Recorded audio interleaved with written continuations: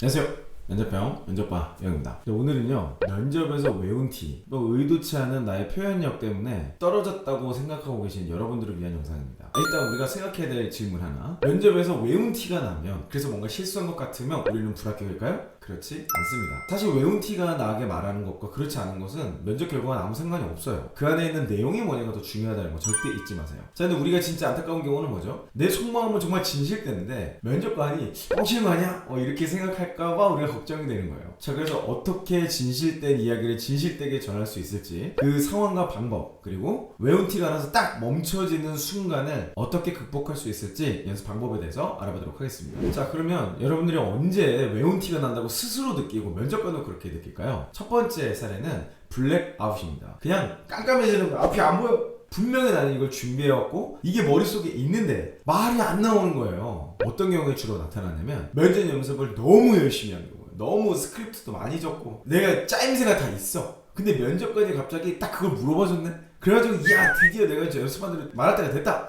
이랬는데 갑자기 단어가 생각이 안 나고 숫자가 생각이 안 나고 이런 경우겠죠. 자, 이런 경우에는요, 여러분 너무 그 기억 안 나는 숫자나 단어에 몰입하지 마세요. 그걸 과몰입이라고 그래. 괜히 거기에 너무 막 해서 내가 분명히 이걸 말을 해야 되는데 이거 말 못하면 나 떨어져 라는 강박관념 때문에 이게 악순환고리가 되는 거예요. 면접에서 긴장할 수밖에 없어요. 하지만 긴장할 수밖에 없는 상황으로 나를 몰고 가는 그런 심리적 상태가 있다는 거, 우리가 이거는 잘 알고 회피해야 되겠죠. 자, 이런 경우에는 여러분이 말하려고 했던 단어나 숫자 대신 이것을 묘사하는 어떤 표현이나 구체적인 수치가 어렵기 때문에 상당한 혹은 어떤 정도의 라는 표현 등의 수식어를 일단 넘기세요. 그리고 나서 얘기하다 보면 분명히 숫자가 돌아올 겁니다. 갑자기 머릿속에 정리가 될 거야. 근데 면접관이 아니 그렇게 수동적으로 얘기하지 말고 좀 구체적인 숫자를 얘기해보세요, 이렇게 물어볼 수 있겠죠. 자, 그럴 때 여러분이 정말 기억이 안 나는 상황이잖아요. 그럴 때는 죄송합니다, 제가 지금 긴장을 해서 그런데 생각이 나면 바로 말씀드려도 되겠습니까? 라고 정중하게 양해를 구하시는 게 좋을 것 같아요. 자, 블랙아웃이 되는 두 번째 케이스는요, 질문의 의도가 뭔지 모르겠을 때. 자, 면접관의 질문은 받았는데 내가 뭐라고 답변해야 될지 잘 모르겠어. 그래가지고 그냥 그 순간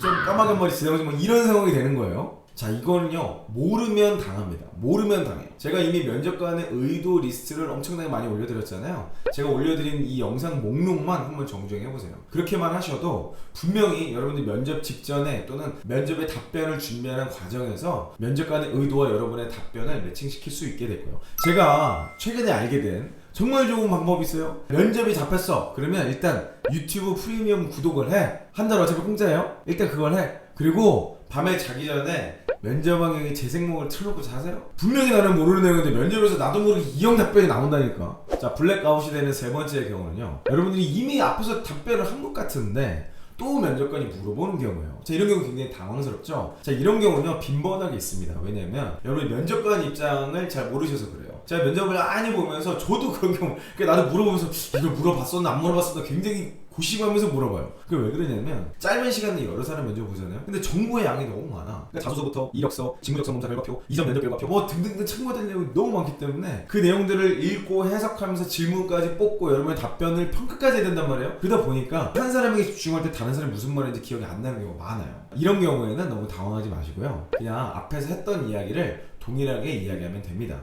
근데 만약에 면접관의 질문 의도가 아니 아까 그건 알겠는데 그거 말고 이게 궁금했어요 라고 아마 질문을 정정해 줄 거예요. 그러니까 여러분들은 질문에 대한 답변을 하는 것이 면접의 핵심 기술이다 라는 것을 이해하시고 연습하시면 좋겠어요.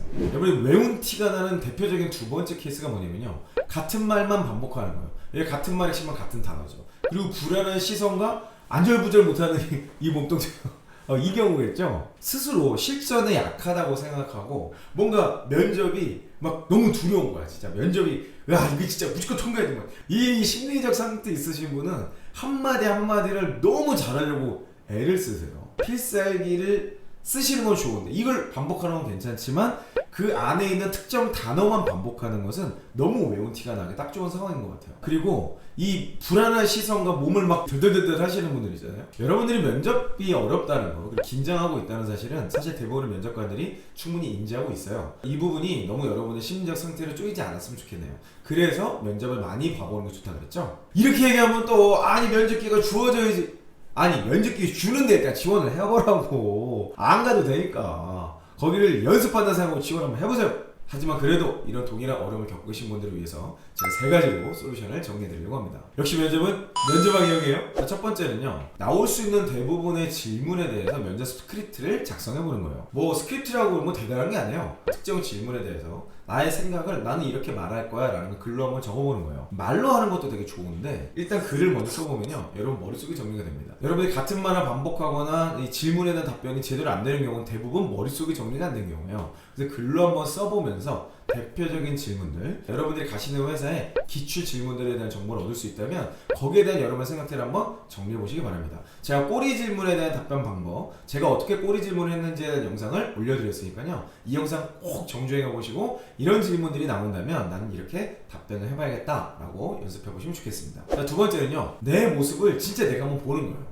자, 이거 하는 좋은 방법은요, 녹화를 떠보는 겁니다. 요즘 뭐 핸드폰만 있으면 다 되잖아요. 녹화된 부분에 대해서 여러분 모니터링을 한번 해보세요. 자, 여기에서 질문이 랜덤으로 나오면 좋잖아요. 질문 카드를 한번 만들어봐요. 조그맣게.